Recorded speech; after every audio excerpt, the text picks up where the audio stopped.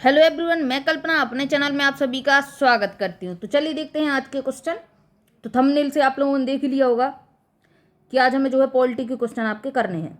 तो एक चीज़ आप लोग देखिए कि मैंने इधर पे लिखा हुआ है 1000 MCQs, है ना। तो आपके पूरे टोटल 1000 MCQs आपके इसमें होंगे वीडियो में, और इस वीडियो में नहीं होंगे, इसके पार्ट आपके चलेंगे टोटल 20, क्योंकि एक पार्ट में मैंने आपके 50 MCQ डाले हुए हैं। तो इस हिसाब से 20 दिनों में आपके टोटल 1000 हो जाएंगे। और जो 1000 आपके MCQ रहेंगे आपके इजी रहेंगे। कैसे रहेंगे? इजी। और इसके बाद 1000 के बाद जो इसके बाद 1000 होंगे, यानी पूरे टोटल 2000 आपके इससे MCQ हो जाएंगे। तो वो जो 1000 MCQ होंगे वो आपके थोड़ी हाई लेवल के MCQ कराए जाएंगे। तो चलिए आज से ही आप वीडियो में बने रहिएगा, लाइक कर दीजिएगा पसंद आए तो। चलिए आगे देखते हैं इसको। आगे देखेंगे तो बताइए रेगुलेटिंग एक्ट कब आया। बताइए कि रेगुलेटिंग एक्ट जो था वो कब आया था। तो इसका आपका आंसर रहेगा 1773। रेगुलेटिंग एक्ट आपका 1773 में आया था। चलिए दूसरा क्वेश्चन देखते हैं। देखिए इधर पे रेगुलेटिंग एक्ट की कमियों को दूर करने के लिए कौन सा एक्ट आया था। तो रेगुलेटिंग एक्ट में कुछ कमियां थी, तो उसकी कमियों को दूर करने के लिए कौन सा एक्ट लाया गया था। Pitt's India act 1781, Pitt's India act 1782, या फिर 1784, या फिर 1780। तो इसका आपका आंसर रहेगा पिट्स इंडिया एक्ट 1784। बहुत इंपॉर्टेंट क्वेश्चन है सारे, इनको एक एक करके याद रखिएगा। चलिए आगे देखते हैं। चार्टर एक्ट आए थे आपके, 4 चार्टर एक्ट आए थे। तो वो जो चार्टर एक्ट आते थे वो कितने समय के अंतराल में आते थे? 5 साल, 10 साल, 15 साल, या फिर 20 साल। तो कितने समय के अंतराल में आते थे चार्टर एक्ट? तो वो थे आपके 20 साल के अंतराल में 4 चार्टर एक्ट आए थे, और चारों 20-20 साल के अंतराल में आए हुए थे। चलिए देखिए आगे क्वेश्चन। किस अधिनियम के अंतर्गत उच्चतम न्यायालय की स्थापना की गई थी? ये आपका जो दिल्ली वाला है, ये वाला नहीं, बहुत पहले की बात है। देखिए इसको, किस अधिनियम के अंतर्गत उच्चतम, जो सबसे पहले हुआ था, मतलब इससे पहले कोई न्यायालय नहीं था। तो कौन सा उच्चतम न्यायालय की स्थापना की गई थी? किस अधिनियम के अंतर्गत उच्चतम न्यायालय की स्थापना हुई थी? 1773, 1774, 1758, सॉरी 1858, या फिर 1833। तो जो 1773 का एक्ट आया था, इसके द्वारा उच्चतम न्यायालय की स्थापना की गई थी। चलिए देखिए आगे। सर्वप्रथम उच्चतम न्यायालय की स्थापना कहाँ की गई थी? कहाँ हुई थी? दिल्ली, मुंबई, मद्रास, या फिर बंगाल। तो बताइए कि दिल्ली जो आपकी अभी इस समय पर कैपिटल है, इससे पहले दिल्ली से पहले कैपिटल क्या थी? तो दिल्ली से पहले कैपिटल थी कलकत्ता। तो जो उच्चतम न्यायालय की स्थापना की गई थी वो सर्वप्रथम कलकत्ता यानी आपके बंगाल में की गई थी। कहाँ की गई थी? बंगाल में। चलिए आगे देखिएगा। उच्चतम न्यायालय के पहले मुख्य न्यायाधीश कौन थे? तो इनका नाम क्या था? क्या नाम था इनका बताइए। सर एलिजा इम्पे, इम्पे लिखा हुआ है, एमपी नहीं, ठीक है। बेहरेन हेंगस्टिंग, या फिर बताइए सत्येंद्र नाथ टैगोर, या फिर लेमन एस्टर। ये टाइपिंग मिस्टेक है। तो देखिए इसका इनका नाम जो था वो थे सर एलिजा इम्पे। कौन थे? सर एलिजा इम्पे इनका नाम था। चलिए देखिए आगे।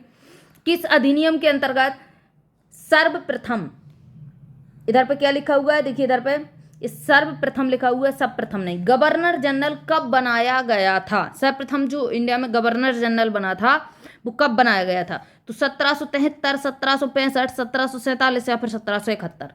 तो पहले जो गवर्नर जनरल बने हुए थे वो 1773 में बने थे। अब देखते हैं कि किस प्रांत के बनाए गए थे सबसे पहले। सर्वप्रथम किस प्रांत के गवर्नर जनरल बनाए गए थे? मद्रास, मुंबई, बंगाल, या फिर पूरे भारत की। तो कहाँ के बनाए गए थे सर्वप्रथम? तो सर्वप्रथम आपके बंगाल के गवर्नर जनरल बनाए गए थे, ठीक है। अब देखिए आगे देखिएगा। पहले गवर्नर जनरल जो बने थे उनका नाम क्या था? ये क्वेश्चन आपके सीधे सीधे पूछे जाते हैं। देखिए, lord William Bentinck, lord Warren Hastings, lord Dalhousie, या फिर कैनिन। कौन थे सबसे पहले गवर्नर जनरल जो आपके बंगाल के बने थे? तो बताइए इनका नाम क्या था? तो वारेन हेंगस्टिंग थे। कौन थे? वारेन हेंगस्टिंग थे। 2 नंबर आंसर सही है।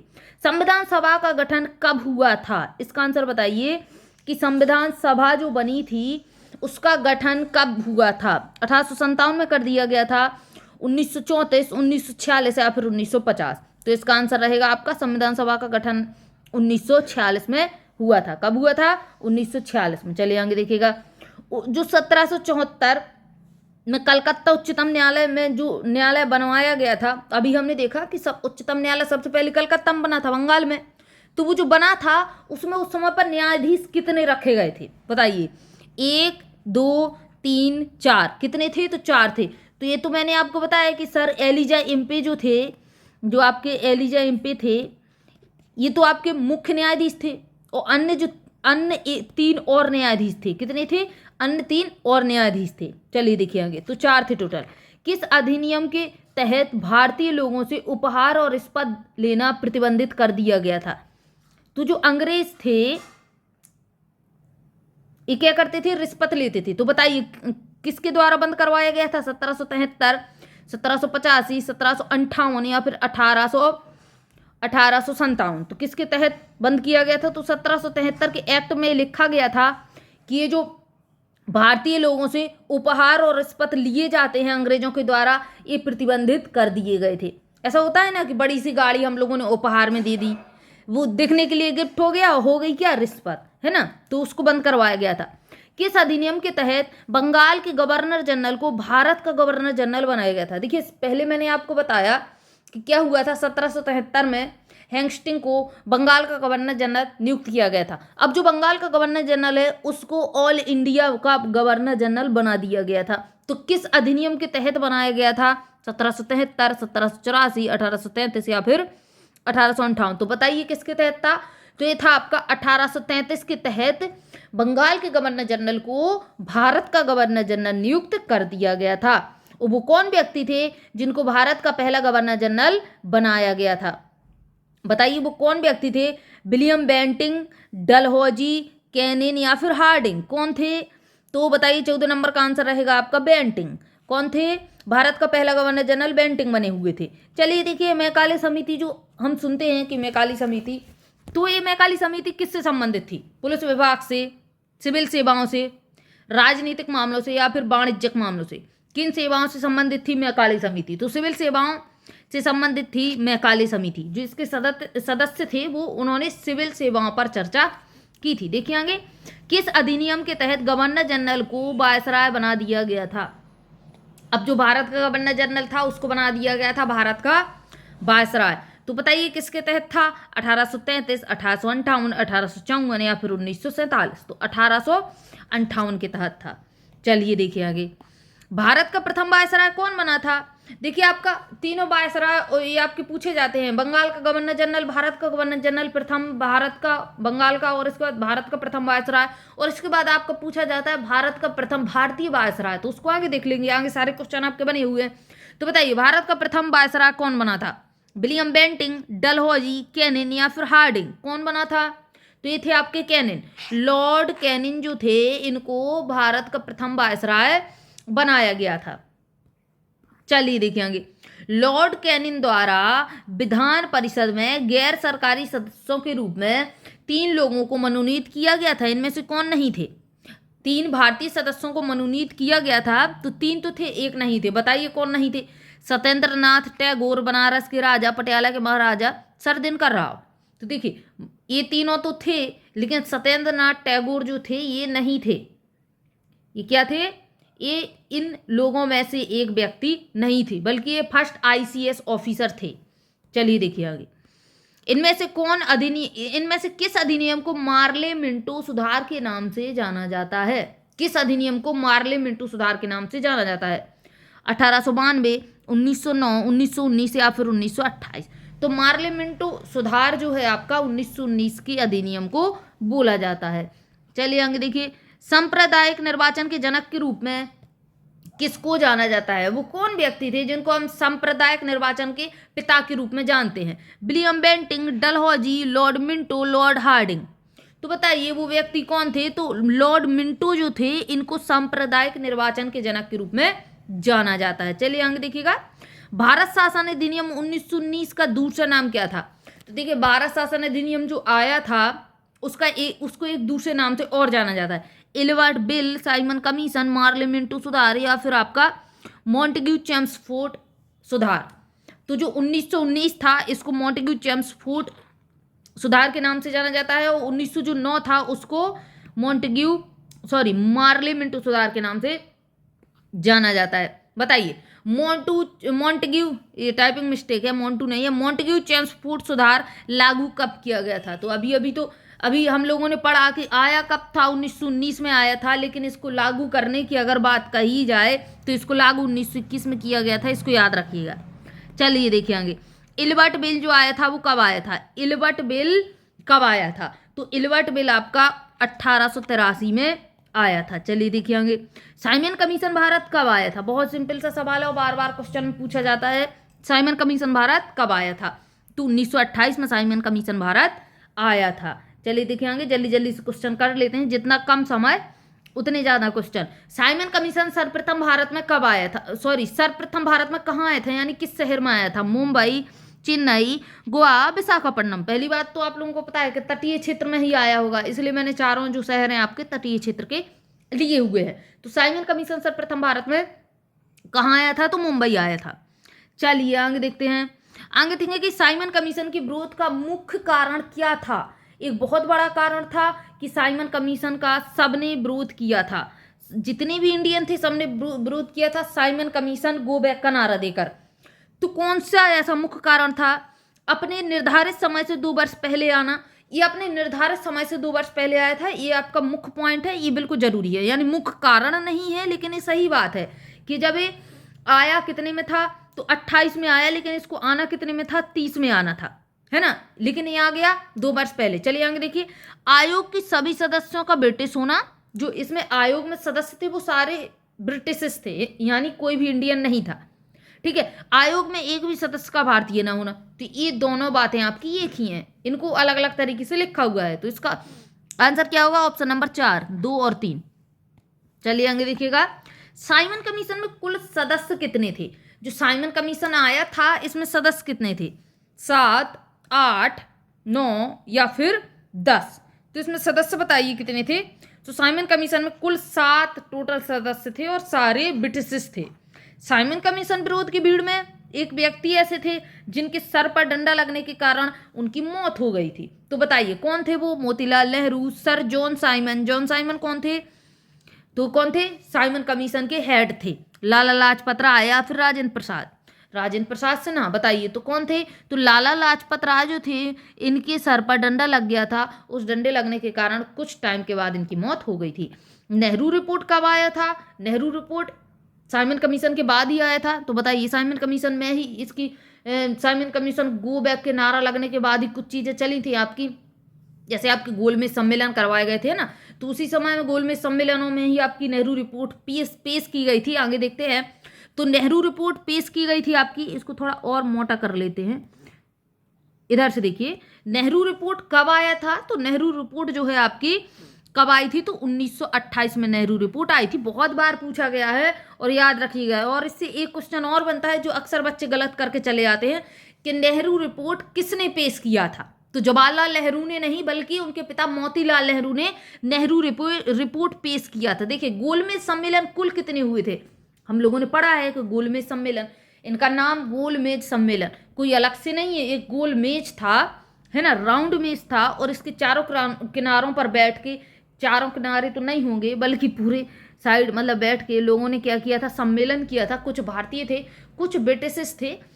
तो जब एक गोल मेज पर बैठकर इन लोगों ने किया तो इसका नाम क्या रख दिया गया? गोलमेज सम्मेलन। तो ये कुल टोटल कितने सम्मेलन हुए थे? 3, 4, 5 या फिर 6? तो 3 सम्मेलन हुए थे। कितने हुए थे? 3। याद रखिएगा, इंपोर्टेंट है। गोलमेज सम्मेलन किस शहर में कराए गए थे? बहुत इंपोर्टेंट क्वेश्चन है। बताइए कि गोलमेज सम्मेलन हुए कहाँ थे? Delhi, Mumbai, London, America. तो खैर अमेरिका के तो कोई लेना देना था नहीं उस समय पर, क्योंकि अमेरिका के लोग तो हमारे यहाँ पे बिजनेस करने या फिर राज करने आए नहीं थे। तो कौन थे? लंदन, है ना, ब्रिटेन में हुए थे, लंदन में हुए थे। सांप्रदायिक अवार्ड किस से संबंधित है? एक सांप्रदायिक अवार्ड जो था वो किन किन बातों को लेकर संबंधित था? बताइए इसको।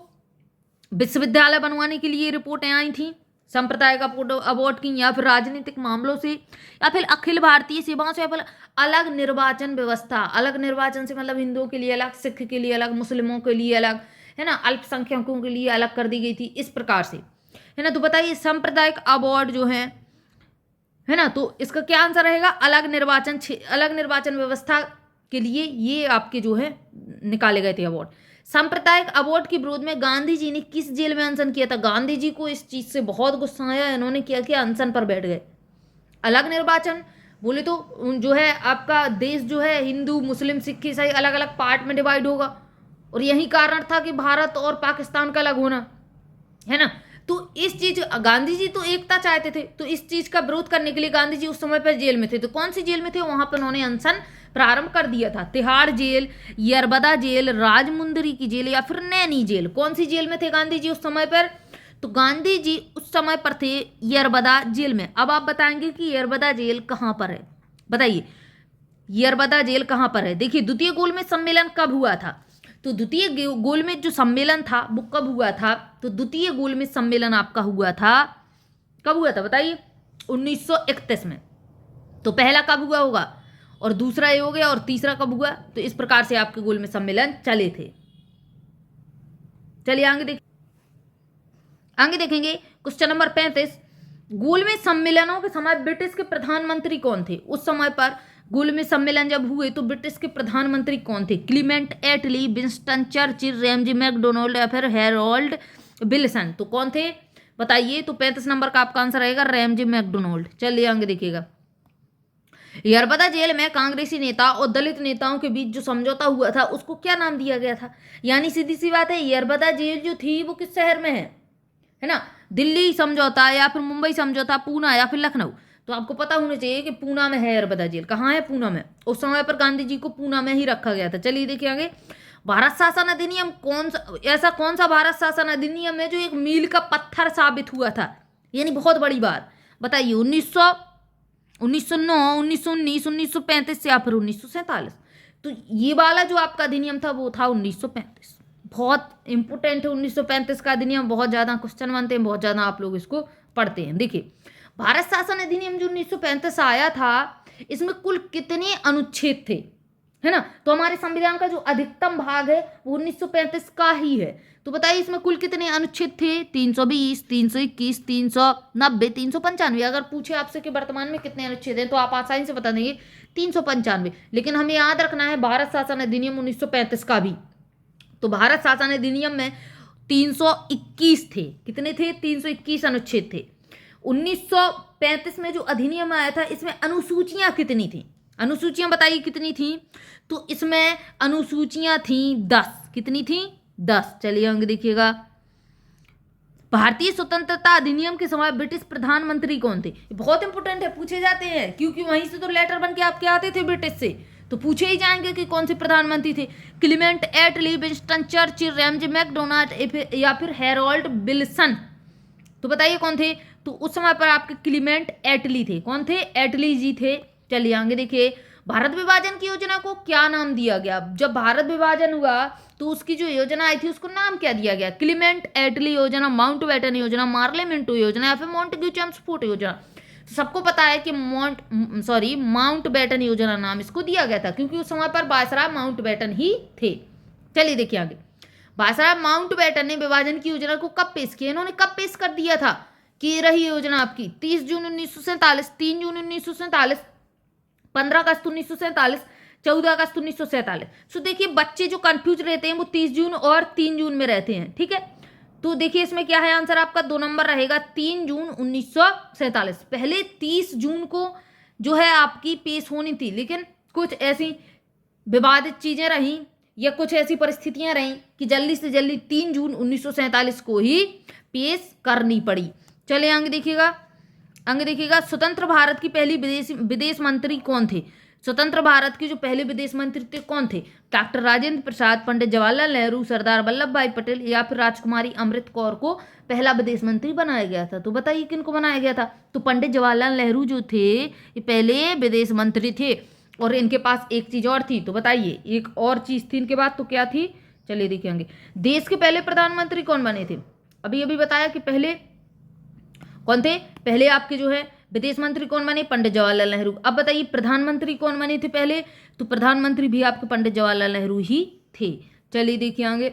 भारत के पहले स्वास्थ्य मंत्री कौन थे? बहुत इंपॉर्टेंट है, बहुत बार पूछा जाता है। भारत के पहले स्वास्थ्य मंत्री कौन थे? तो कौन रहे भारत के पहले स्वास्थ्य मंत्री तो लेडी थी, राजकुमारी अमृत कौर। कौन थी? राजकुमारी अमृत कौर। चलिए अंक देखिए, भारत के पहले शिक्षा मंत्री कौन थे? तो पहला मंत्रिमंडल बहुत ज्यादा पूछा जाता है, इसको याद रखिएगा। भारत के पहले शिक्षा मंत्री कौन थे? तो भारत के पहले जो शिक्षा मंत्री बने थे मौलाना अबुल कलाम आजाद। कौन थे? मौलाना अबुल कलाम आजाद। चलिए अंक देखिएगा, भारत के पहले रेल मंत्री कौन थे? तो भारत के पहले जो रेल मंत्री बने थे वो थे जॉन मथाई। याद रखिएगा, पूछा जाता है एग्जाम में। भारत के पहले वित्त मंत्री कौन थे? भारत के पहले वित्त मंत्री षणमुखम सेट्टी, सिटी नहीं बल्कि सेट्टी थे। ठीक है, आगे देखिएगा, भारत के पहले संचार मंत्री कौन थे? भारत के पहले संचार मंत्री थे रफी अहमद किदवई। कौन थे? ये वाला याद रखिएगा, रफी अहमद किदवई। लास्ट क्वेश्चन आपका, भारत की पहली रक्षा मंत्री कौन थे? सॉरी, पहली नहीं, भारत के पहले रक्षा मंत्री कौन बने थे? तो बताइएगा क्या रहेगा? तो इनका आंसर है सरदार बलदेव सिंह। क्या है? सरदार बलदेव सिंह। तो चलिए अब मिलेंगे कल सेकंड पार्ट के साथ।